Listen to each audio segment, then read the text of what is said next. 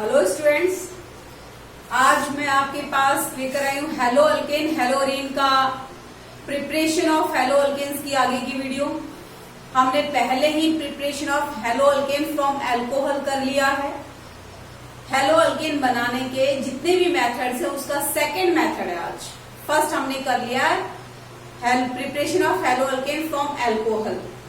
Today in this video we will discuss the preparation of haloalkane from hydrocarbons. Hydrocarbon मतलब alkane, alkyne, alkyne से हेलोअल्केन कैसे बनाओगे, उसमें से एक पार्ट हम डिस्कस करेंगे यहाँ पर, प्रिपरेशन ऑफ हेलोअल्केन फ्रॉम अल्केन। अगर आपने पहले की वीडियो नहीं देखी है हेलोअल्केन्स हेलोअरेन्स की तो आप देख लीजिए और तभी आपको ये चीज समझ में आएगी। ऑर्गेनिक बड़ा ही इंपॉर्टेंट पार्ट है केमिस्ट्री का। अगर आपको अपनी ऑर्गेनिक केमिस्ट्री बूस्टअप करनी है तो चैनल को सब्सक्राइब कर लो, लाइक कर दो, शेयर कर दो। और ऑर्गेनिक केमिस्ट्री बहुत इजी है, मेरे साथ पढ़ो। चलते हैं। तो ऑर्गेनिक केमिस्ट्री में हेलोअल्केन हेलोरीन में हम चल रहे प्रिपरेशन ऑफ हेलोअल्केन फ्रॉम हाइड्रोकार्बन। तो हाइड्रोकार्बन में हम डिस्कस करते हैं अल्केन से हेलोअल्केन का प्रिपरेशन कैसे होता है। भी अल्केन से हेलोअल्केन का प्रिपरेशन बहुत ही सिंपल रिएक्शन से होता है। अल्केन की एक फ्री रेडिकल सब्स्टिट्यूशन रिएक्शन जिसे हम फोटो हेलोजिनेशन भी कहते हैं। तो इस रिएक्शन को कहते हैं photo halogenation. Photo halogenation reaction से हम अल्केन से हेलोअल्केन बना सकते हैं। ये क्या, ये नाम क्या इंडिकेट करता है? फोटो मतलब photons, halogenation in presence of photon means in presence of light.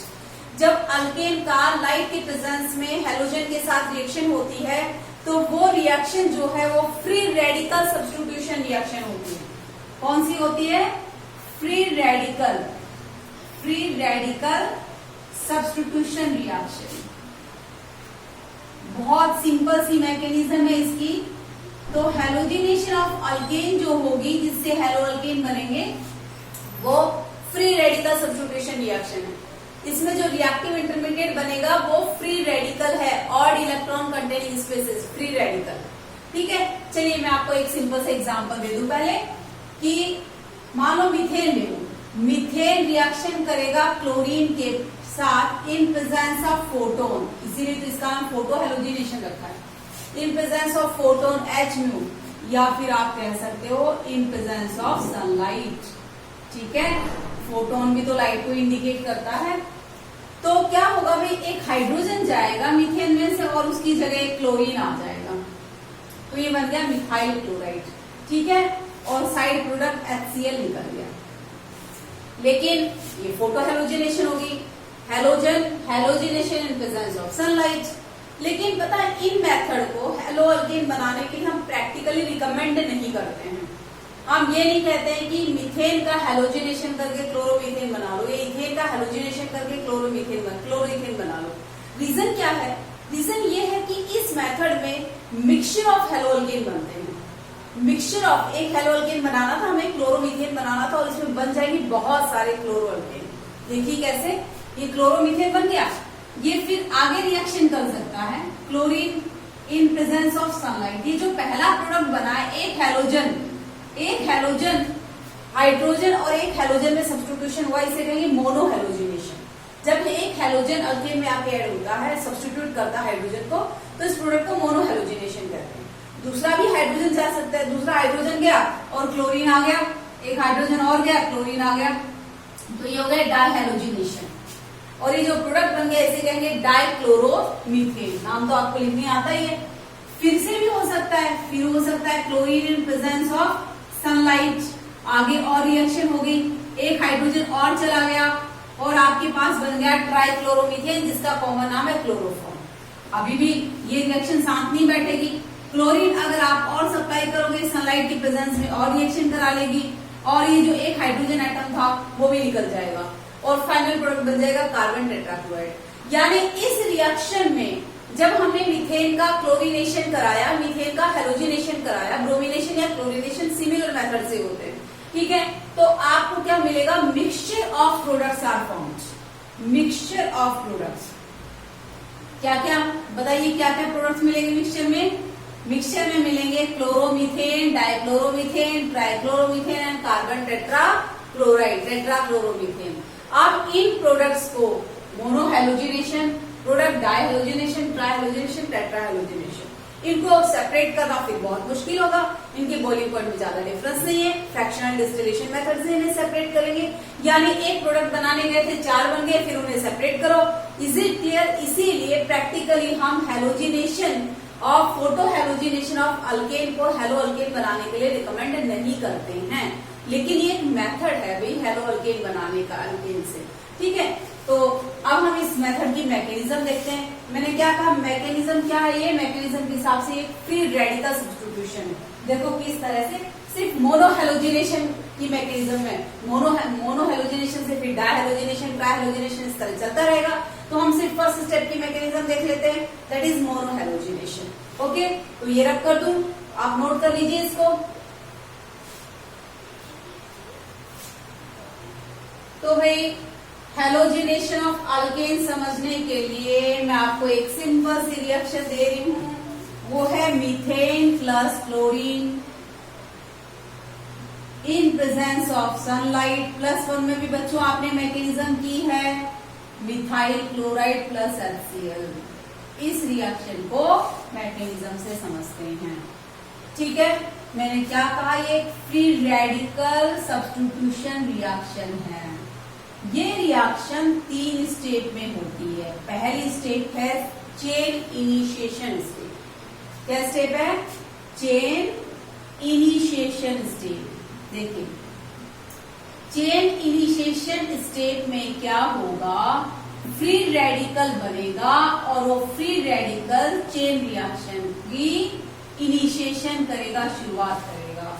देखना फ्री रेडिकल कैसे बनेगा, जैसे कि आपने पढ़ा है बेटा +1 में। फ्री रेडिकल नहीं देखा है तो फ्री रेडिकल की वीडियो देखना, ठीक है। फ्री रेडिकल हमेशा लाइट या हीट के प्रेजेंस में बनता है।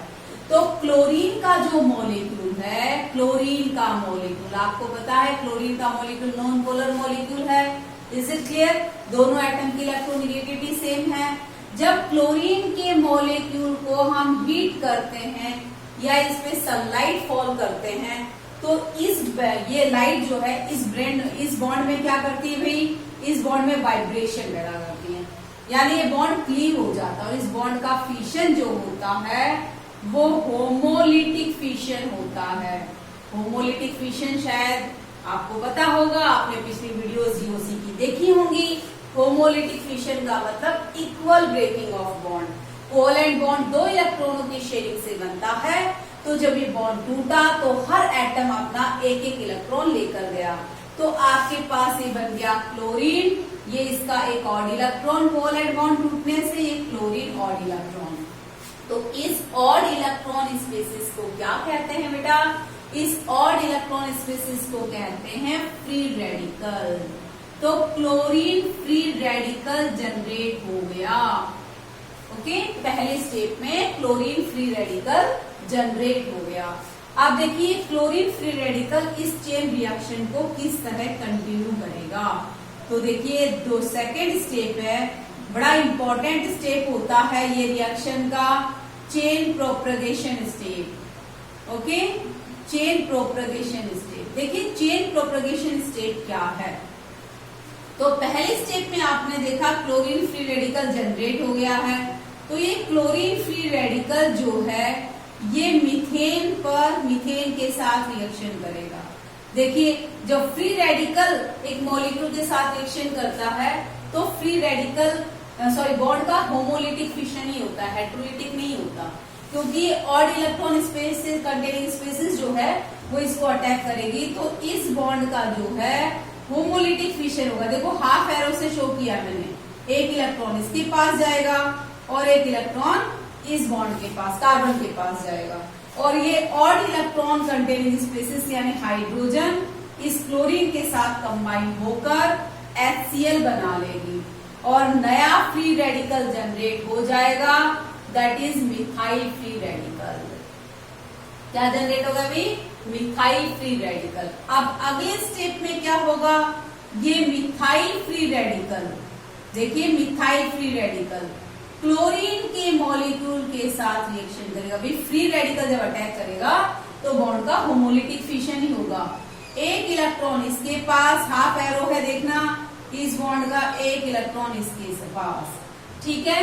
तो एक क्लोरीन फ्री रेडिकल बन गया ये। जब ऑड इलेक्ट्रॉन होमोलिटिक फिशन होगा तो एक इलेक्ट्रॉन इस क्लोरीन के पास जाएगा। ये क्लोरीन फ्री रेडिकल इस मिथाइल फ्री रेडिकल के साथ बॉन्ड बना लेगा और बन जाएगा क्लोरोमीथेन, और बच क्या गया, क्लोरीन फ्री रेडिकल। ये क्लोरीन फ्री रेडिकल फिर दूसरे मीथेन के मॉलिक्यूल के साथ रिएक्शन करेगा, उसको क्लोरोमीथेन में कन्वर्ट करेगा। यानी जब तक चेन प्रोपगेशन स्टेप चलते रहेंगे तब तक क्या होती रहेगी, रिएक्शन होती रहेगी। Is it clear? Reaction continue रहेगी मीथेन से क्लोरो। देखो चेन इनिशियल प्रोपगेशन स्टेप के पहले स्टेप में मीथेन से शुरू किया और सेकेंड स्टेप में क्लोरोमीथेन बन गए। पहले स्टेप में एक फ्री रेडिकल कंज्यूम हुआ और दूसरा फ्री रेडिकल बना, दूसरे में फिर एक फ्री रेडिकल कंज्यूम हुआ और दूसरा फ्री रेडिकल बन गया। Is it clear? तो कंजम्पशन ऑफ फ्री रेडिकल और formation of free radical simultaneously होते हैं चेन प्रोपगेशन स्टेट में। अब आपके पास है third state, that is chain termination state. Okay, तो देखिए चेन टर्मिनेशन स्टेट कैसे होगी। भाई ये रिएक्शन हो किस वजह से रही है, आप मुझे बताइए। ये रिएक्शन, तो थर्ड स्टेप आपको यहां लिखती हूं मैं, चेन टर्मिनेशन स्टेट, ठीक है। ये रिएक्शन हो किसकी वजह से रही है, ये रिएक्शन हो रही है फ्री रेडिकल की वजह से। अगर फ्री रेडिकल को ही आप कंज्यूम कर दो, फ्री रेडिकल को ही खत्म कर दो तो रिएक्शन स्टॉप। तो बताइए चेन प्रोपगेशन स्टेट में कौन कौन सा फ्री रेडिकल है, भाई मिथाइल फ्री रेडिकल और क्लोरीन फ्री रेडिकल है। पहले में मिथाइल फ्री रेडिकल प्रोड्यूस होता है, दूसरे में क्लोरीन फ्री रेडिकल प्रोड्यूस होता है, ठीक है। तो दो फ्री रेडिकल है, मिथाइल और क्लोरीन। ये जो रिएक्शन हो रही है ये इन फ्री रेडिकल की वजह से हो रही है। तो हम क्या करते हैं, फ्री रेडिकल को ही खत्म कर देते हैं। जब फ्री रेडिकल खत्म तो चेन रिएक्शन भी क्या हो जाएगी, स्टॉप हो जाएगी। तो देखिए चेन टर्मिनेशन स्टेट में क्या होगा, अगर हम दो मिथाइल फ्री रेडिकल को आपस में रिएक्शन करा दें, ये पॉसिबिलिटीज है। Is it clear? ऐसे भी हो सकता है, बहुत सारी पॉसिबिलिटीज है। मतलब एम क्या है, फ्री रेडिकल को क्या करना, टर्मिनेट करना, खत्म करना। जब फ्री रेडिकल खत्म हो जाएगा तो चेन रिएक्शन अपने आप स्टेप खत्म हो जाएगी। तो जब मिथाइल के दो फ्री रेडिकल कंबाइन हो जाएंगे तो मिथाइल फ्री रेडिकल क्या हो जाएगा बेटा, ये ऑड इलेक्ट्रॉन स्पेसेस, ये free radical methyl free radical, methyl free radical बना के इथेन। अब मिथाइल फ्री रेडिकल ही नहीं होगा तो सेकेंड स्टेप कहाँ से होगी, सेकेंड स्टेप नहीं होगी तो मिथाइल क्लोरोमीथेन कहाँ से बनेगा, यानी चेन रिएक्शन कंप्लीट हो गई। ओके, या अगला हम ऐसे कर सकते हैं, क्लोरीन फ्री रेडिकल अभी ऐसा हो सकता है, क्लोरीन फ्री रेडिकल आपस में रिएक्शन क्या कर लें, क्लोरीन मॉलिक्यूल बना दें। यानी क्लोरीन फ्री रेडिकल मतलब करना ये है कि किसी भी तरह फ्री रेडिकल को कंज्यूम करना है, फ्री रेडिकल को क्या करना है, खत्म करना है, ताकि चेन प्रोपगेशन न हो पाए, ठीक है। थर्ड ऐसा भी तो हो सकता है, ये सेकेंड पॉसिबिलिटी थी। थर्ड ऐसा भी हो सकता है कि मिथाइल फ्री रेडिकल जो है वो क्लोरीन फ्री रेडिकल के साथ कंबाइन हो जाए। Is it clear? अगर फ्री रेडिकल कंज्यूम हो गया तो चेन रिएक्शन स्टॉप हो जाएगी और इस स्टेट को हम कहते हैं चेन टर्मिनेशन स्टेट, ठीक है। तो फोटो आपके पास ये जो फोटो हेलोजिनेशन की रिएक्शन है अल्केन की, ये चेन रिएक्शन है, ये फ्री रेडिकल सब्स्टिट्यूशन है, क्योंकि इसमें जो रिएक्टिव इंटरमीडिएट डेवलप हुआ वो फ्री रेडिकल है। सब्स्टिट्यूशन का काम जिसने किया मीथेन में से हाइड्रोजन को, वो फ्री रेडिकल है बेटा, इसलिए ये रिएक्शन कहलाती है free radical substitution reaction. Is it clear? ठीक है, तो आपको मैं ये बता रही थी क्योंकि फोटो के प्रेजेंस में होता है, इसे फोटो हेलोजिनेशन भी कहते हैं। इसके इंपॉर्टेंट स्टेप कौन कौन से हैं, चेन इनिशिएशन पहला, चेन प्रोपगेशन और चेन टर्मिनेशन। इन तीनों स्टेप में सबसे इंपॉर्टेंट कौन सा है, चेन प्रोपगेशन स्टेप, ठीक है। चलिए अब अगर हम हायर अल्केन लेते हैं, ये तो मैंने सबसे छोटा अल्केन लिया था भाई मीथेन। मान लीजिए इसको बेटा एक बार पॉज करके वीडियो को मैकेनिज्म जरूर लिख लेना, ठीक है, और मैकेनिज्म को बहुत अच्छे से लिख के प्रैक्टिस कीजिएगा। चलिए तो आगे चलते हैं बेटा। बड़े इंटरेस्टिंग मेथड है, ऑर्गेनिक जो है पूरी तरह से ऐसा पार्ट है केमिस्ट्री का जो अगर आपको समझ में आ गया तो आप 100% मार्क्स स्कोर करेंगे। रेक्टिफिकेशन की जरूरत नहीं है यहाँ पे कुछ भी, ठीक है। कहते हैं ऑर्गेनिक घटने वाली चीज नहीं, ऑर्गेनिक घटने की नहीं, ऑर्गेनिक सब कुछ समझने की चीज है, ठीक है। तो चलिए, ये आपके पास है, मान लो मैंने इथेन ले लिया, इथेन, और इथेन का मोनोहेलोजिनेशन कराया है, monohalogenation, chlorine in presence of sulphide, सिर्फ मोनोहेलोजिनेशन। तो CH3 CH2 Cl, भाई दो कार्बन एटम है ना, यहाँ पर भी हो सकता है सब्स्टिट्यूशन, यहाँ पर भी। अगर मैं यहाँ पर करूँ तो भी क्लोरोइथेन बनेगा, यहाँ पर करूँ तो भी वही क्लोरोइथेन बनेगा। Is it clear? अब ये सेकेंड एग्जाम्पल था। अब मैं थोड़ा और हायर अल्केन लेती हूँ, ध्यान देना, और हायर अल्केन लिया। तो अब मैंने लिया प्रोपेन। प्रोपेन को अगर क्लोरीन के साथ सनलाइट के प्रेजेंस में मोनोहेलोजिनेशन ही करा रहे हैं, हम सिर्फ एक हाइड्रोजन एटम ही रिप्लेस कर रहे हैं हेलोजन से, ठीक है। तो यहाँ पर हाइड्रोजन जो है ना, देखिए कार्बन एटम कितने टाइप के, कार्बन एटम से जो अटैच है वही हाइड्रोजन एटम का टाइप है। प्राइमरी कार्बन एटम से अटैच हुआ हाइड्रोजन तो प्राइमरी हाइड्रोजन एटम। तो यहाँ पर कार्बन एटम ये सेकेंडरी है, और ये दो कार्बन एटम क्या है, प्राइमरी है। ये दोनों सेम नेचर के हैं। यहाँ से हाइड्रोजन रिप्लेस हो या यहाँ से बराबर बनेगा। तो यहाँ पर बेटा आपके पास आपने देखा कि हाइड्रोजन एटम दो हो गए। Is it clear? ये इस कार्बन से जो हाइड्रोजन एटम अटैच होगा वो प्राइमरी, और इस कार्बन एटम से जो हाइड्रोजन एटम अटैच होगा वो सेकेंडरी। आपको आई थिंक विजिबल है, क्लियर ये कलर वीडियो में? लेट मी सी, हाँ है, ठीक है। तो ये आपके पास हाइड्रोजन एटम कौन सा है, प्राइमरी, और ये हाइड्रोजन एटम कौन सा है, सेकेंडरी, ठीक है। तो अब क्या कहता है, कौन सा हाइड्रोजन एटम रिप्लेस होगा, कोई भी हो सकता है। अगर प्राइमरी हाइड्रोजन एटम को क्लोरीन ने सब्स्टिट्यूट किया तो आपके पास बनेगा, क्या बनेगा, आपके पास बनेगा 1 क्लोरोप्रोपेन। और अगर सेकेंडरी हाइड्रोजन एटम को रिप्लेस किया तो बनेगा 2 क्लोरोप्रोपेन। Is it clear? आप चाहो तो बॉन्ड लाइन नोटेशन से दिखा लो, कोई प्रॉब्लम नहीं है। यहाँ पर हो गया आपके पास 1 क्लोरोप्रोपेन, ओके, और हो गया 2 क्लोरोप्रोपेन। तो दोनों प्रोडक्ट बनेंगे, मिक्सचर ऑफ प्रोडक्ट्स बनेंगे।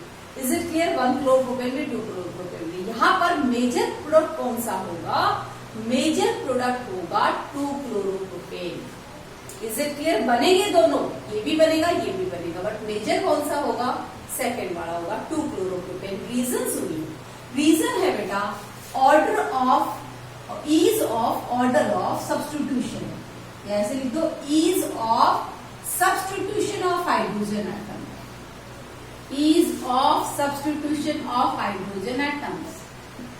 फिर free radical substitution of alkane में हाइड्रोजन एटम के सब्स्टिट्यूशन का ऑर्डर क्या है, तो टर्शरी हाइड्रोजन एटम जो है वो इजीली सब्स्टिट्यूट होता है, सेकेंडरी उससे कम और प्राइमरी उससे कम।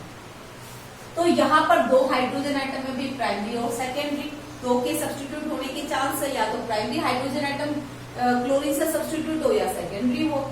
तो बनेंगे दोनों, मिक्सचर दोनों बनेगा। मतलब ये कितने प्रोडक्ट बन गए भाई, 2 प्रोडक्ट बन गए। 2 स्ट्रक्चरल आइसोमर्स नहीं, 1 क्लोरोप्रोपेन और 2 क्लोरोप्रोपेन एक दूसरे के क्या है, स्ट्रक्चरल आइसोमर्स। तो प्रोडक्ट में बने 2 स्ट्रक्चरल आइसोमर्स, ओके। दोनों क्या है, बोलो, दोनों बनेंगे, लेकिन मेजर अमाउंट में कौन सा बनेगा, 2 क्लोरोप्रोपेन, क्योंकि सेकेंडरी हाइड्रोजन एटम का सब्स्टिट्यूशन प्राइमरी से इजी होता है। अब क्यों भाई, सेकेंडरी हाइड्रोजन एटम का सब्स्टिट्यूशन प्राइमरी से इजी क्यों है, क्योंकि अगर सेकेंडरी हाइड्रोजन एटम सब्स्टिट्यूट हुआ, सेकेंडरी हाइड्रोजन एटम गया तो फ्री रेडिकल कौन सा बनेगा, सेकेंडरी फ्री रेडिकल बनेगा। अगर टर्शरी हाइड्रोजन एटम सब्स्टिट्यूट होता है तो फ्री रेडिकल कौन सा बनेगा, टर्शरी फ्री रेडिकल बनेगा।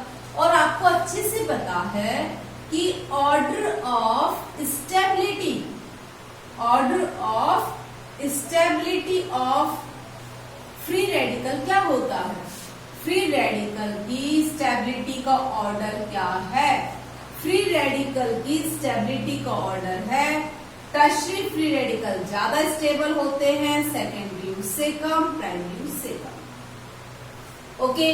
इसीलिए अगर किसी रिएक्शन की मैकेनिज्म में आपके पास दो पाथ है, दो वे है कि ये सब्स्टिट्यूट हो या ये, तो वो हाइड्रोजन एटम जल्दी सब्स्टिट्यूट होगा जिसके सब्स्टिट्यूशन से बनने वाला फ्री रेडिकल ज्यादा स्टेबल है।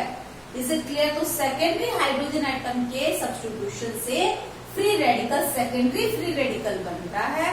सेकेंडरी फ्री रेडिकल ज्यादा क्या है, ज्यादा स्टेबल है प्राइमरी फ्री रेडिकल से, इसीलिए वो इजीली सब्स्टिट्यूट होगा। इसलिए 2-क्लोरोप्रोपेन जो है वो मेजर अमाउंट में बनेगा।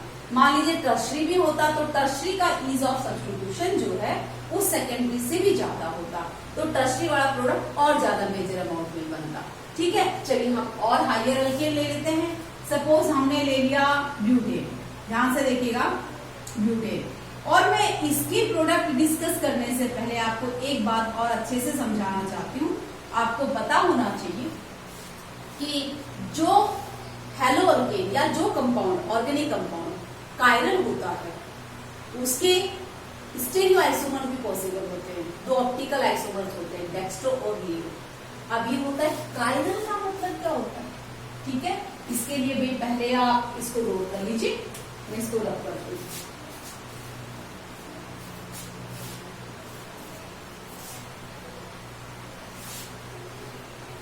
तो ये हायर अल्केन का हैलोजिनेशन देखने से पहले आपको ये पता होना चाहिए कि कायरल मॉलिक्यूल क्या होता है।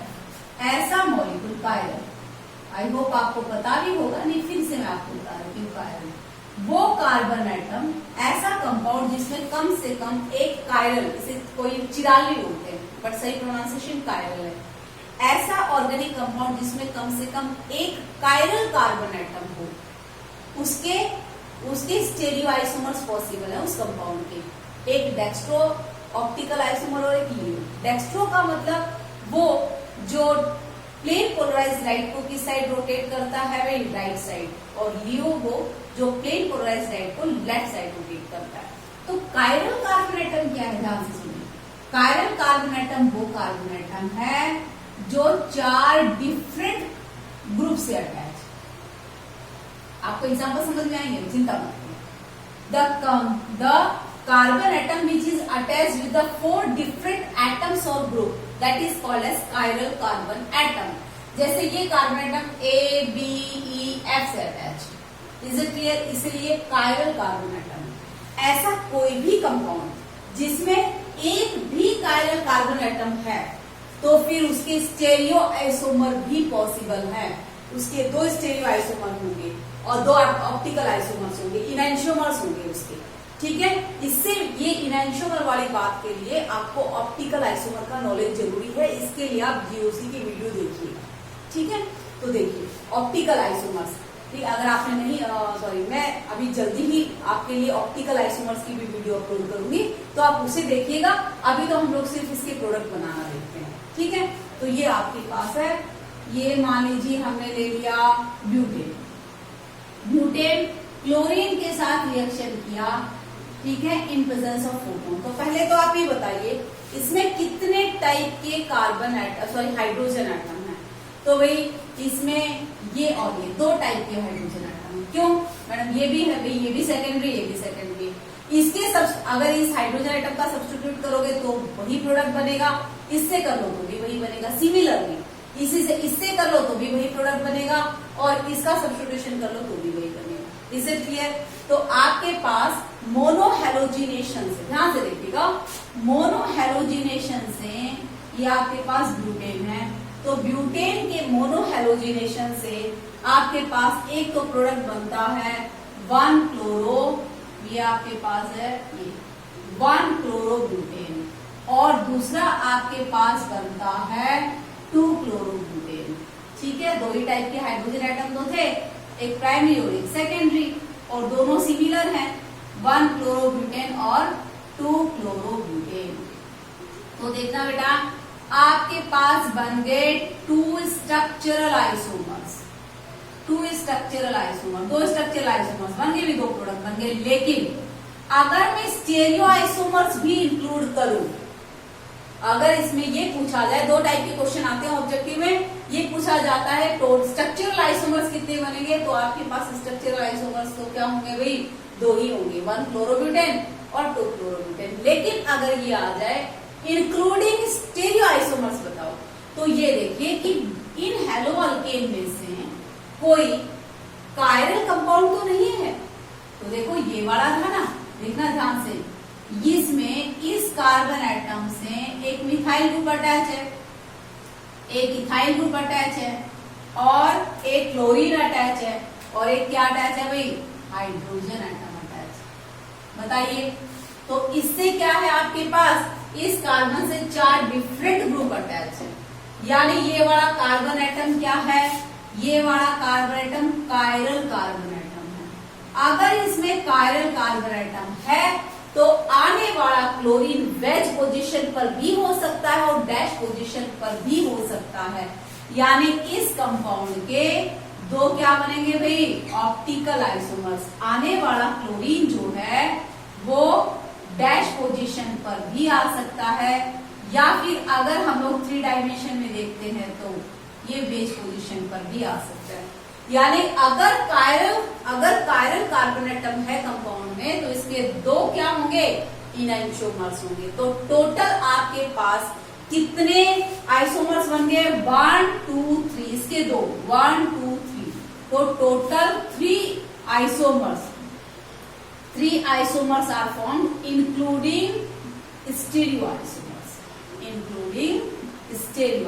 अगर हम स्टीरियो आइसोमर्स इंक्लूड करें तो, अगर हम स्टीरियो आइसोमर इंक्लूड नहीं करें भाई तो क्या बनेगा बेटा, तो सिर्फ 2 स्ट्रक्चरल आइसोमर्स बनेंगे। और कौन सा मेजर अमाउंट में बनेगा, 2 क्लोरोब्यूटेन। क्यों, क्योंकि उसमें सेकेंडरी हाइड्रोजन एटम से क्या हुआ बेटा, क्लोरीन रिप्लेस हुआ है। Is it clear, sorry, secondary hydrogen atom replace हुआ है क्लोरीन से। चलिए अब और एग्जाम्पल लेते हैं, ये समझ में आई बेटा आपको बात। स्टीरियो आइसोमर्स अगर हम इंक्लूड करते हैं तो टोटल 3 आइसोमर्स बनेंगे। अभी नहीं समझ में आई तो और एग्जाम्पल ले लो, और हाइयर अल्केन ले लो, लेकिन करवाना आपको सबका क्या है, मोनोहैलोजिनेशन करवाना। तो चलिए अगला एग्जाम्पल हम लेते हैं, 1 2 3 4 5। चलिए हमने ले लिया पेंटेन, ठीक है, पेंटेन का हमने करा दिया मोनोहैलोजिनेशन आइदर विद क्लोरीन और ब्रोमीन। चलो क्लोरीन बहुत हो गए ना एग्जाम्पल, तो हम ब्रोमीन का ले लेते हैं, ब्रोमीन। अब पहले तो ये बताइए इसमें कितने टाइप के कार्बन एटम है, मतलब वो कार्बन एटम सब्स्टिट्यूट करने से डिफरेंट प्रोडक्ट बन रहा है, ठीक है। तो ये आपके पास एक कार्बन एटम है प्राइमरी, ये सेकेंडरी है, ये सेकेंडरी है, ये सेकेंडरी है, ये प्राइमरी है। लेकिन ये प्राइमरी और ये प्राइमरी आइडेंटिकल है, 1 क्लोरोपेंटेन बनेगा, इससे भी 1 क्लोरोपेंटेन बनेगा, हाइड्रोजन एटम जाएगा। तो ये सेकेंडरी और ये सेकेंडरी आइडेंटिकल है, इसके हाइड्रोजन एटम रिप्लेस होने से भी 2 क्लोरोपेंटेन बनेगा, इससे भी 2 क्लोरोपेंटेन बनेगा। लेकिन ये वाला जो सेकेंडरी है ये डिफरेंट है, इस हाइड्रोजन एटम के जाने से जो कंपाउंड बनेगा उसका नाम 3 क्लोरोपेंटेन होगा। तो पहले तो स्ट्रक्चरल आइसोमर ड्रॉ कर देते हैं हम लोग, क्योंकि 3 डिफरेंट टाइप के हाइड्रोजन एटम है। तो हम कहेंगे कि पहले आपके पास 1 2 3 4 5, ठीक है। पहले हम क्या ड्रॉ करेंगे भाई, पहले हम ड्रॉ करेंगे स्ट्रक्चरल आइसोमर्स, ठीक है, उसके बाद हम देखेंगे। तो यहाँ पर लग गया क्लोरीन, ये आपके पास पेंटेन है, यहाँ क्लोरीन लग गया, 1 क्लोरोपेंटेन, यहाँ पर लग गया 2 क्लोरोपेंटेन, और यहाँ पर लग गया 3 क्लोरोपेंटेन। ऊपर लगा दो, नीचे लगा दो आपके। तो आपसे पूछा जाए कि कितने मोनोहैलोजिनेशन प्रोडक्ट बन गए भाई, तो 3 बन गए। इज इट क्लियर, 3 टाइप के डिफरेंट हाइड्रोजन एटम थे और तीनों का आपका सब्स्टिट्यूशन दिखा दिया। तो आपके पास 3 स्ट्रक्चरल आइसोमर्स, 3 स्ट्रक्चरल आइसोमर्स बन गए। अब अगला क्वेश्चन, इंक्लूडिंग स्टीरियो आइसोमर्स बताइए, स्टीरियो आइसोमर्स इंक्लूड करके कितने बने, कितने आइसोमर्स बने। तो देखिए 1 क्लोरोपेंटेन में कोई कायरल कार्बन एटम नहीं है तो इसके स्टीरियो आइसोमर्स नहीं होंगे। इसमें देखना बेटा, इसमें ये वाला कार्बन एटम एक मिथाइल से अटैच है, एक आपके पास पूरे इस ग्रुप से अटैच है प्रोपाइल से, और एक किससे अटैच है, हाइड्रोजन से। तो ये वाला कार्बन एटम आपका 4 डिफरेंट ग्रुप से अटैच है, यानी ये कार्बन एटम क्या है, कायरल कार्बन एटम है। क्योंकि ये कायरल कार्बन एटम है, क्योंकि ये कायरल कार्बन एटम है, इस वजह से इसमें क्या बनेंगे भाई, बोलिए, इसके 2 स्टेरियो आइसोमर्स होंगे, 2 स्टेरियो आइसोमर्स, ठीक है। एक डेक्स्ट्रो एक लीवो, 2 इनैंशोमर्स बनेंगे। और ये वाला तो आपके पास क्या है, कार्बन एटम, कोई भी कार्बन एटम नहीं कहोगे, ये नहीं है, ये क्लोरीन अटैच, एक हाइड्रोजन, और 2 ग्रुप कौन से अटैच है, इससे हाइड, तो दोनों ग्रुप सिमिलर हो गए। इसका मतलब इसमें कायरल कार्बन एटम नहीं है, तो ये सिर्फ एक ही आइसोमर बनेगा, इसका भी सिर्फ एक ही आइसोमर बनेगा।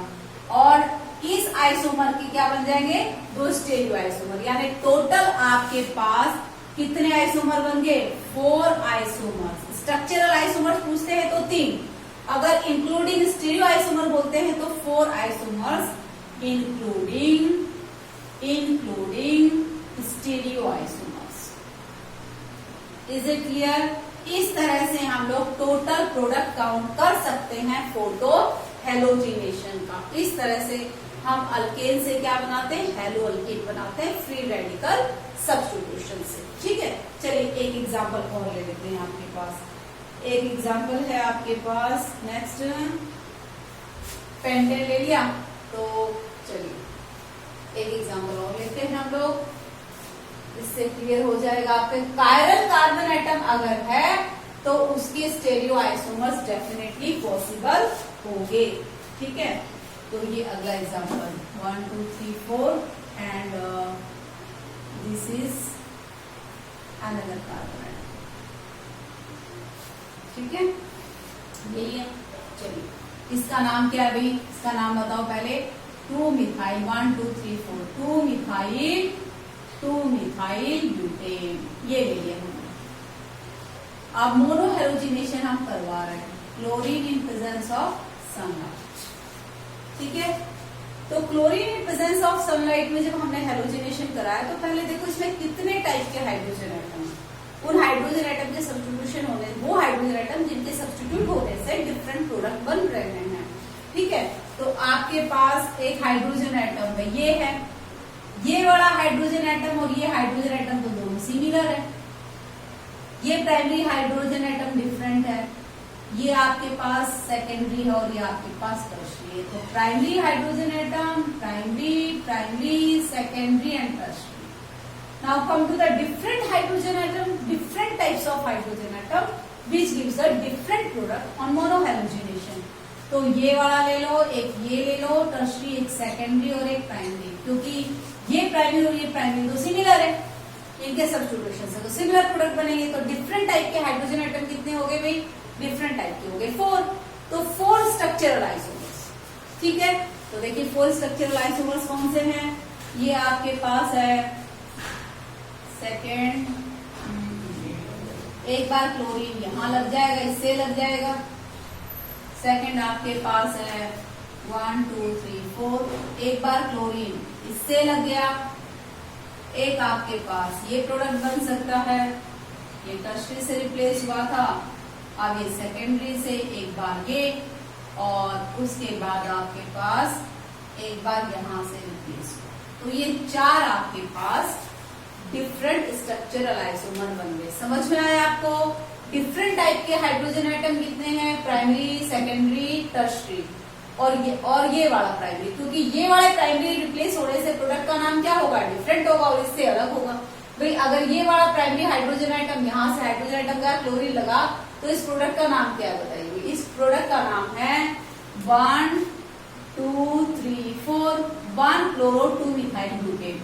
और ये वाला प्राइमरी हाइड्रोजन एटम जब रिप्लेस हुआ तो इसका नाम क्या है, 1 chloro 3 methyl butane. Different product है ना, इसलिए मैंने कहा ये प्राइमरी हाइड्रोजन एटम और ये प्राइमरी डिफरेंट टाइप का। ये दोनों आइडेंटिकल है, यहाँ से हाइड्रोजन एटम रिप्लेस कर दे तो भी प्रोडक्ट का नाम वही होगा 1 क्लोरो 2 मिथाइल ब्यूटेन, यहाँ से कर दो तो भी 1 क्लोरो 2 मिथाइल ब्यूटेन। तो आपको डिफरेंट टाइप के हाइड्रोजन एटम देखने हैं जिनके सब्स्टिट्यूशन से डिफरेंट प्रोडक्ट बनते हो। तो 4 बन गए भी, तो तो ये आपके पास हो गए 4 structural isomers. 4 structural isomer. Ease of substitution सबसे ज्यादा किसमें? टर्शरी वाले हाइड्रोजन एटम में, मतलब ये वाले हाइड्रोजन एटम का सब्स्टिट्यूशन सबसे इजीली होगा। ठीक है, ये वाला सबसे मेजर अमाउंट में बनेगा। तो अब हम आते हैं इनमें स्टीरियो आइसोमर्स। देखो किस किस में, बड़ा इंटरेस्टिंग क्वेश्चन है। स्टीरियो आइसोमर्स बताइए। तो स्टीरियो आइसोमर्स जब हम देखेंगे ना, तो सबसे पहले हम कायरल कार्बन एटम ढूंढेंगे और कुछ नहीं। क्या किसी कंपाउंड में कायरल कार्बन एटम है?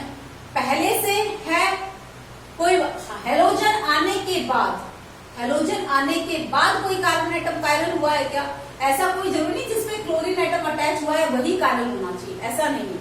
जब ये हेलोजन एटम आया तब इस कंपाउंड में कोई भी कार्बन एटम कायरल बना है क्या? जिससे हेलोजन एटम अटैच है वो बन गया तो ठीक है। अगर दूसरा बना है तो भी उसकी स्टीरियो आइसोमर्स पॉसिबल होंगे क्योंकि उसमें कायरल कार्बन एटम है। Is it clear? तो देखिए इस ये वाला कंपाउंड में ये कार्बन एटम पहले तो कायरल नहीं था क्योंकि इस कार्बन एटम से अटैच थे 2 मिथाइल। लेकिन जब ये क्लोरीन आ गया, जब ये क्लोरीन आ गया तो एक मिथाइल, एक इथाइल, एक हाइड्रोजन और एक अटैच है इससे CH2Cl, तो 4 डिफरेंट ग्रुप अटैच हो गए। यानी ये कार्बन एटम कायरल बन गया। ये कार्बन एटम कायरल बना इस हेलोजन के आने के बाद, पहले नहीं था। इसीलिए इस वाले कंपाउंड के भी 2 स्टीरियो आइसोमर पॉसिबल होंगे। अब होंगे, पहले नहीं थे भी, पहले से होते ना तो अब हम उसको कंसीडर नहीं, भी पहले से स्टीरियो आइसोमर है तो आने वाला जो हेलोजन है एक ही पोजीशन पे जाएगा। लेकिन इस हेलोजन के आने के बाद ये वाला कंपाउंड कायरल बना है, पहले नहीं था। यानी अब इसके स्टीरियो आइसोमर पॉसिबल है, पहले नहीं थे। तो इस कंपाउंड के कितने स्टीरियो आइसोमर्स बन गए? 2 बन गए। Is it clear? 2 इनआइसोमर बन गए, एक डेक्स्ट्रो और एक लीवो। अब ये वाला कंपाउंड, ये कार्बन एटम कायरल है क्या? बिल्कुल नहीं है, इससे 2 मिथाइल ग्रुप अटैच है तो इसका एक ही आइसोमर पॉसिबल है। अब ये देखिए इसमें कोई कायरल कार्बन एटम है क्या? बिल्कुल है, ये रहा। ये कार्बन एटम मिथाइल से अटैच है, क्लोरीन से, एक हाइड्रोजन से और एक ये पूरा ग्रुप आइसोप्रोपाइल ग्रुप से। यानी ये वाला कार्बन एटम कायरल है, ये वाला कार्बन एटम कायरल है तो इसके 2, इस वाले कंपाउंड के 2 स्टीरियो आइसोमर्स बनेंगे। Is it clear? इस वाले कार्बन एटम में कोई भी कायरल कार्बन एटम नहीं है। क्योंकि कोई भी कायरल कार्बन एटम नहीं है इसलिए इसका 1 आइसोमर ही बनेगा। ओके, तो अगर आपसे पूछा जाए मोनोहेलोजिनेशन से कितने स्ट्रक्चरल आइसोमर बन गए, तो स्ट्रक्चरल आइसोमर्स थे आपके पास 4। आपसे पूछा जाए कितने प्रोडक्ट बने इंक्लूडिंग स्टीरियो आइसोमर्स, तो 2 इसके स्टीरियो आइसोमर्स, 2 इसके 4 और ये 2 आइसोमर ये हैं, तो total 6 isomers. 6 isomers including stereo isomers. Stereo isomer उसी हेलो अल्केन के पॉसिबल है, फिर मैं आपको बता रही हूँ जिसमें कायरल कार्बन एटम होता है। ओके, आई होप स्टूडेंट्स यहाँ तक आपको अच्छे से समझ में आ गया होगा। बेटा क्लोरीनेशन और ब्रोमिनेशन दोनों का सेम मेथड है, चाहे आप क्लोरीनेशन करवा लो चाहे bromination. Is it clear? Same product बनेंगे। आप इस तरह से बहुत सारे अल्केन लिख कर प्रैक्टिस कर सकते हो, जैसे हमने किया, मीथेन किया, इथेन किया, प्रोपेन किया, ब्यूटेन किया, 2 मिथाइल ब्यूटेन किया। आप बहुत सारे डिफरेंट अल्केन लेके उनके मोनोहेलोजिनेशन के प्रोडक्ट बनाने की कोशिश कीजिए कि कितने प्रोडक्ट बनेंगे, स्ट्रक्चरल आइसोमर्स कितने बनेंगे, अगर हम उनकी स्टीरियो आइसोमर्स लेते हैं तो कितने होंगे। Is it clear? जिस तरह से क्लोरीनेशन और ब्रोमिनेशन करवाते हैं उसी तरह से अल्केन का आयोडीनेशन भी होता है। लेकिन आयोडीनेशन ऑफ अल्केन जो है वो एक रिवर्सिबल प्रोसेस है। ये रिवर्सिबल प्रोसेस, और आपको पता है रिवर्सिबल प्रोसेस जो है वो प्रैक्टिकली क्या हम यूज नहीं कर सकते प्रोडक्ट बनाने के लिए, क्योंकि प्रोडक्ट फिर से रिएक्टेंट में कन्वर्ट हो जाएंगे। तो ये ऐसा होता है कुछ, मीथेन जब आयोडीन के साथ रिएक्शन करेगी तो आयोडोमीथेन बनाएगी प्लस HI, लेकिन ये रिएक्शन रिवर्सिबल है। तो हम क्या करें? अगर रिवर्सिबिलिटी ऑफ रिएक्शन को रोकना है तो एक प्रोडक्ट को, साइड प्रोडक्ट को, ये तो मेन प्रोडक्ट होगा मिथाइल प्रोडक्ट, साइड प्रोडक्ट को क्या कर दो? कंज्यूम करवा दो। साइड प्रोडक्ट खत्म हो जाएगा तो रिएक्शन रिवर्सिबल, क्योंकि बैकवर्ड डायरेक्शन में जाने के लिए HI अवेलेबल नहीं होगा तो रिएक्शन बैकवर्ड डायरेक्शन में प्रोसीड नहीं होगी। तो हम क्या करते हैं, in order to avoid reversibility of reaction, oxidizing agent like mercuric oxide, nitric acid and iodic acid are used। ये क्या करेंगे, आप कहोगे ये क्या करेंगे, इनका क्या काम है, ये क्या करेंगे, HI को कंज्यूम कर लेंगे। जैसे एग्जांपल है भाई, नाइट्रिक एसिड हमने डाल दिया तो HI को वो कंज्यूम करेगा, I2 में कन्वर्ट कर देगा। किसमें कन्वर्ट कर देगा, I2 में। बाकी बैलेंस कर लीजिएगा अगर रिएक्शन बैलेंस नहीं हो तो HI का कन्वर्जन I2 में कर दिया, यानी HI कंज्यूम हो गया। जब HI खत्म हो गया तो रिएक्शन बैकवर्ड डायरेक्शन में नहीं जाएगी। तो जब भी अल्केन का आयोडीनेशन करवाते हैं, मैकेनिज्म तो सेम है, वही फ्री रेडिकल सब्स्टिट्यूशन है, लेकिन जब भी आयोडीन क्या करवाते हैं, आयोडीनेशन करवाते हैं अल्केन का, we use these reagents in order to avoid the reversibility of reaction. ठीक है, चलिए बेटा, अब क्या बच गया अल्केन का, fluorination.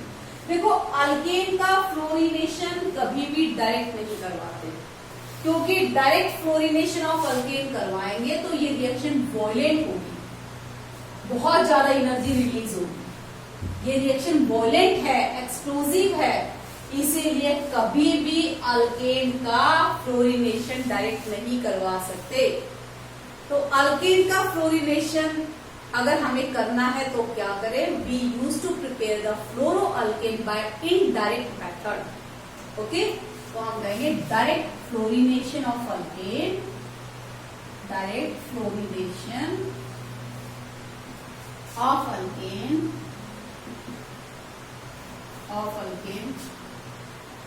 Can not carried out,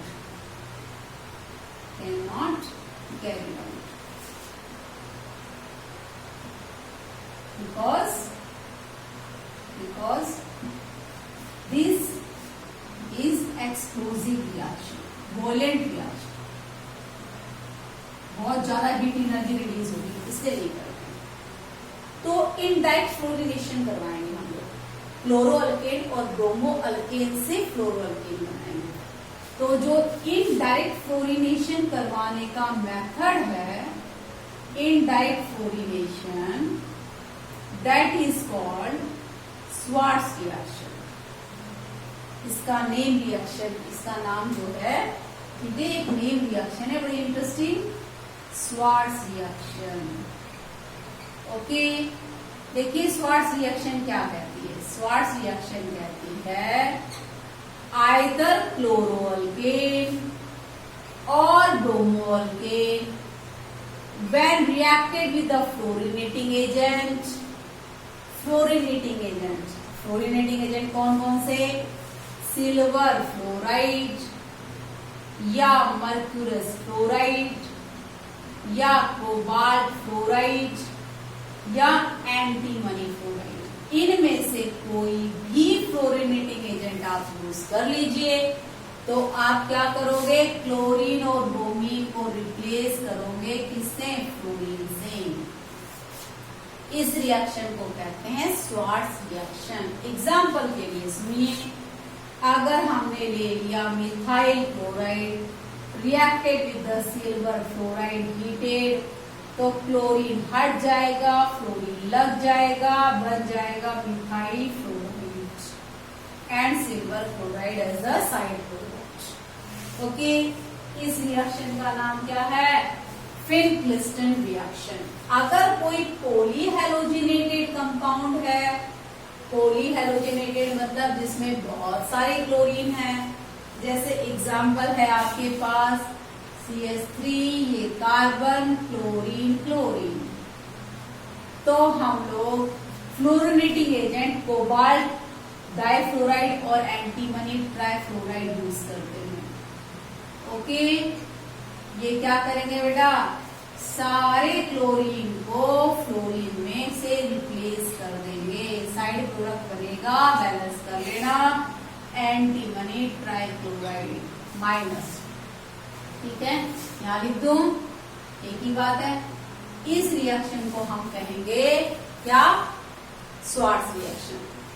तो आज के इस लेक्चर में हमने क्या देखा, हमने देखा किस तरह से हम लोग अल्केन का हैलोजिनेशन करवाते हैं, क्लोरो अल्केन बनाते हैं, ब्रोमो अल्केन बनाते हैं, मोनो हैलोजिनेशन से कितने आइसोमर्स बनते हैं, structural isomers including stereo isomers, कितने आइसोमर्स बनते हैं, is it clear. Bromination, iodination कैसे करवाते हैं और फ्लोरिनेशन कैसे करवाते हैं। आई होप स्टूडेंट्स ये जो method of preparation of hello alkane आपने किया वो समझ में आया होगा आपको, बड़ा ही इंटरेस्टिंग और बड़ा इजी सा टॉपिक था। अगली बार हम करेंगे हैलो अल्केन का preparation from alkane and alkyne. अब तक के लिए बेटा बस इतना ही। Have a nice day. अगर वीडियो आपने चैनल को सब्सक्राइब नहीं किया है तो कर लीजिए, शेयर कर लीजिए वीडियो को, लाइक कर दीजिए और भाई कमेंट बॉक्स में बता भी दीजिए ताकि मुझे भी आपके लिए जो इतना एफर्ट्स कर रहे हैं उसका कुछ गेन हो जाए। Is it clear. आप जब अच्छे अच्छे कमेंट लिखोगे तभी तो हम बूस्टअप होंगे और ज्यादा अच्छे वीडियो बनाने के लिए। Okay students, I hope, I expect your comments for this video. All the best.